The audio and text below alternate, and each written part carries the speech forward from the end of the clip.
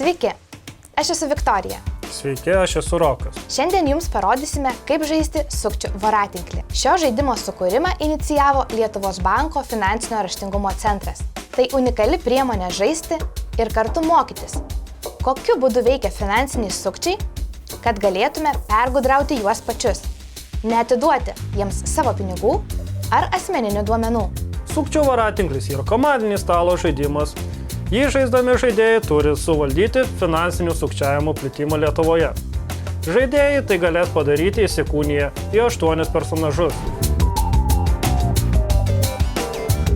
Sukčių voratinklis turi didelę žaidimo lentą, kurioje yra pavaizduota stilizuota Lietuvos teritorija ir Lietuvos miestai. Žaidime rasite 220 kortų, iš kurių 83 miestų kortos, 55 sukčių kortos, 45 efektų ir įrangos kortos, 23 įvykių kortos, 8 skirtingų veikėjų kortos, 6 galimų veiksmų kortos. Žaidime rasite 69 energijos žetonus, 1 prevencinės reklamos žetoną, 10 komisariatų žetonų, 90 nusikaltimų kubelių ir 6 žaidėjų figūrėles. Norėdami pasiruošti žaidimui, atskirkite skirtingų kategorijų kortas. Kiekvieną kortų kaladę gerai išmaišykite ir padėkite prie žaidimo lentos, bei joms skirtose vietose žaidimo lentoje. Šioje vietoje ant lentos dedamos įrangos ir efektų kortos. Atverčiamos 5 kortos. Tai mūsų įranga ir efektai, kuriuos įsigiję galėsime juos naudoti kovodami su sukčiais. Įvykių kortos padedamos šioje vietoje. Iš jų atverčiama 1 korta. Tai šiandienos aktyvus įvykis – komisariato nugriovimas. Viename pasirinktame mieste nugriaukite policijos komisariatą.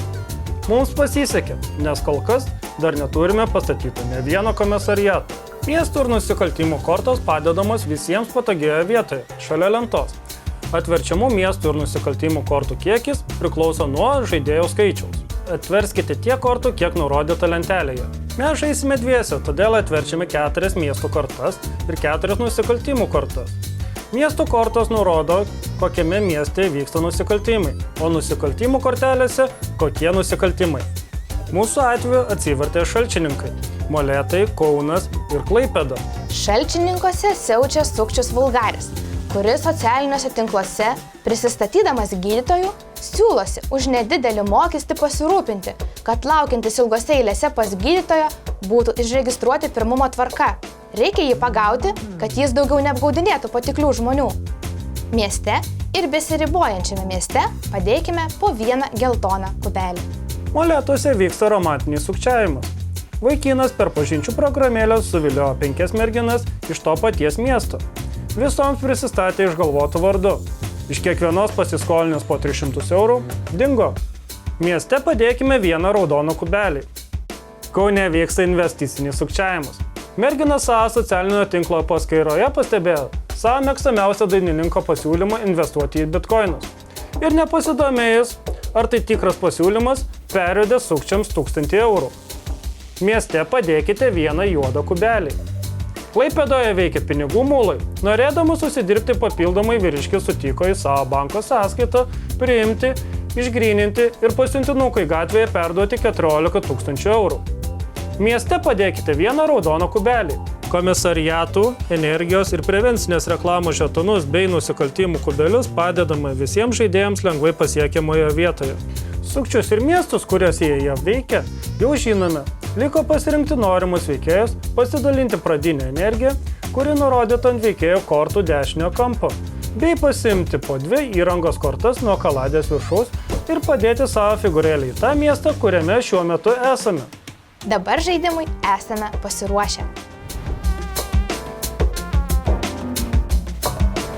Žaidimas vyksta raundais ir žaidėjai atlieka savo ėjimus ratu pagal laikrodžio rodyklę. Prieš žaidimą reikia susitarti, kas pradės žaidimo ratą. Šis ratas nesikeičia viso žaidimo metu. Žaidime mes galime atlikti šiuos veiksmus: keliauti tarp miestų, naikinti nusikaltimus, pirkti efektų ir įrangos korteles, statyti komisariatus, skelbti prevencinę reklamą. Žaidėjai per savo ėjimą gali atlikti visus šiuos veiksmus kelis kartus. Tai yra tol, kol turi energijos. Pavyzdžiui, aš galiu keliauti į 2 miestus ir juose naikinti pasirinktus nusikaltimus. Žaidime pagrindinis elementas yra energija. Ji yra 2 tipų – maksimali ir momentinė. Maksimali energija yra veikėjo turima energija, kuri atsistato po kiekvieno žaidimo raundo. Ją gali padidinti įrangos kortos. Momentinė energija yra papildoma energija, kuri gaunama žaidimo raundo metu. Ją gali suteikti efektų kortos. Energija yra naudojama šiems veiksmams – keliauti tarp miestų, naikinti nusikaltimus, pirkti efektų ir įrangos korteles, statyti komisariatus, skelbti prevencinę reklamą, kuri užkirstų kelią nusikaltimo atsiradimui. Nepamirškite, kad nesunaudota energija nepersikelia į kitą raundą. Žaidime yra 3 tipų nusikaltimai. Pirmo lygmens nusikaltimas – geltonas kubelis. Kad jį sunaikintų, žaidėjas sunaudoja 1 energijos žetoną arba tiek, kiek nurodyta veikėjo kortoje. Antro lygmens nusikaltimas – raudonas kubelis. Kad jį sunaikintų, žaidėjas sunaudoja 2 energijos žetonus arba tiek, kiek nurodyta veikėjo kortoje. Trečio lygmens nusikaltimas – juodas kubelis. Kad jį sunaikintų, žaidėjas sunaudoja 3 energijos žetonus arba tiek, kiek nurodyta veikėjo kortoje. Viename mieste gali būti keli skirtingi nusikaltimai. Tačiau jei vienos rūšies nusikaltimas pasiekia 4 tos pačios spalvos kubelių skaičių, jis tampa sukčių voratinklio centru ir išplinta į šalia esančius miestus. Tai prasideda grandininė sukčių voratinklio reakcija. Taip nutikus, žaidėjams reikia padėti po 1 tos spalvos kubelį į šalia esančius miestus. Vienas miestas gali turėti iki 12 skirtingų spalvų kubelių. Jei reikia padėti 13, žaidimas pralaimimas. Įrangos ir efektų kortelės padeda žaidėjams lengviau įveikti sukčius. Po 2 įrangos korteles žaidėjai gauna žaidimo pradžioje.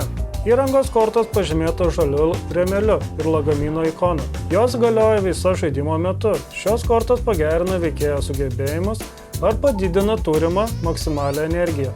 Nepamirškite, kad veikėjas gali turėti tik 1 aktyvią įrangos kortą, kuri padidina maksimalią energiją ir judėjimo greitį.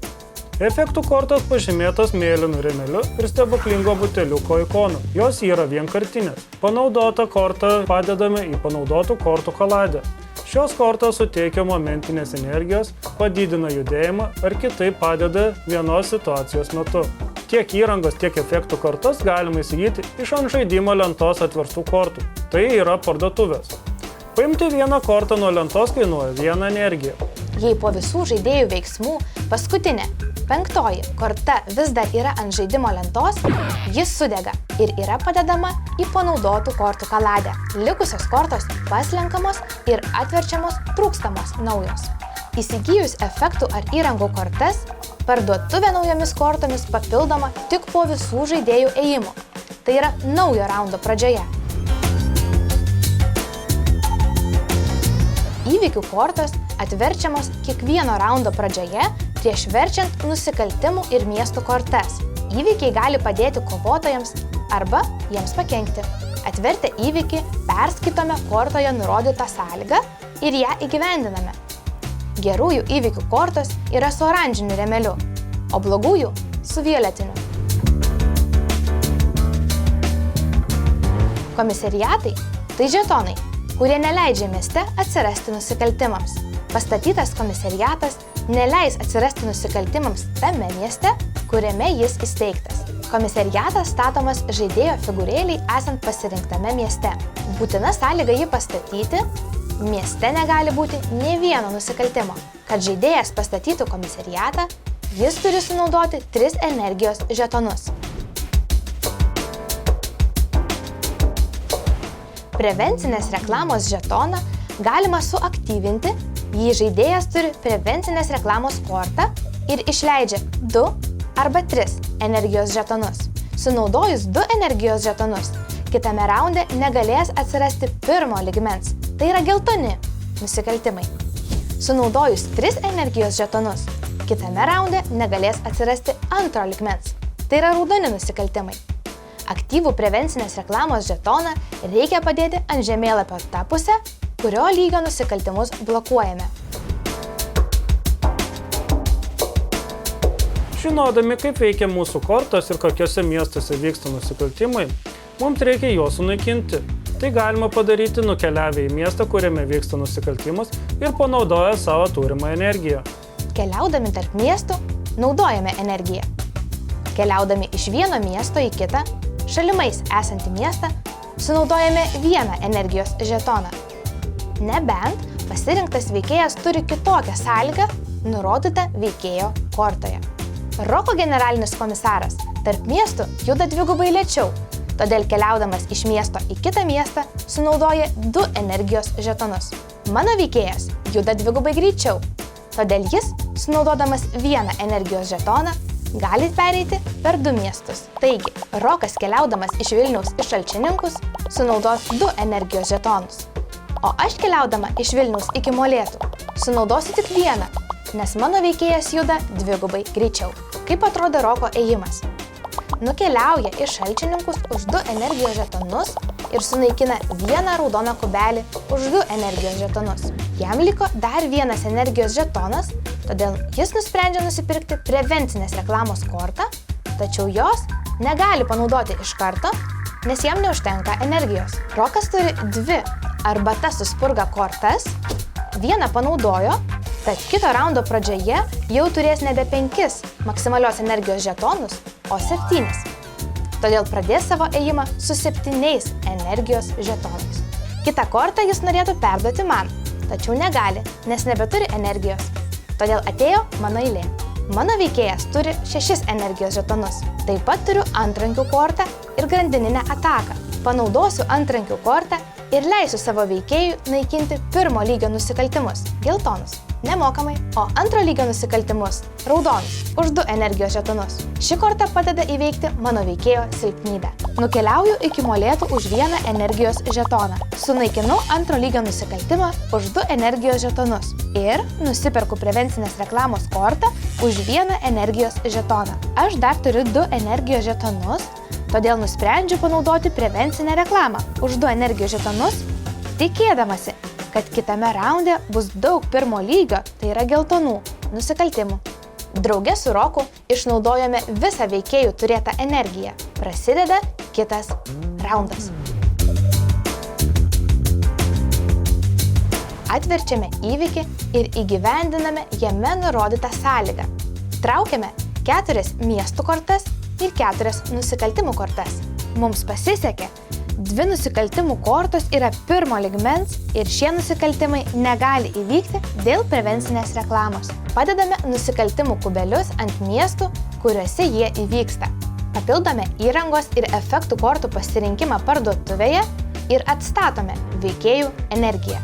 Galiausiai su Roku tarėmės, ką darysime, o suderinę veiksmus keliaujame naikinti nusikaltimų. Žaidimas baigiamas, kai atverčiama paskutinio nusikaltimo korta, tuomet žaidėjas sužaidžia paskutinį raundą. Žaidėjai laimi, jei žaidimo lentoje lieka mažiau nei 8 miestai, kuriuose yra nusikaltimų kubeliai. Mums su Roku pavyko suardyti sukčių voratinklį. Mūsų žaidimo lentoje liko tik 6 miestai su nusikaltimais. Pasirodė per lengvas? Galite padidinti atverčiamų miestų ir nusikaltimų kortų skaičių. O jei pasirodė per sunkus, galite sumažinti atverčiamų kortų skaičių. Šiuo metu žaidimus galite rasti šalies bibliotekose. Jų sąrašas yra pateikiamas vaizdo įrašo aprašyme. Ačiū, kad žiūrėjote ir sėkmės ardant sukčių voratinklį.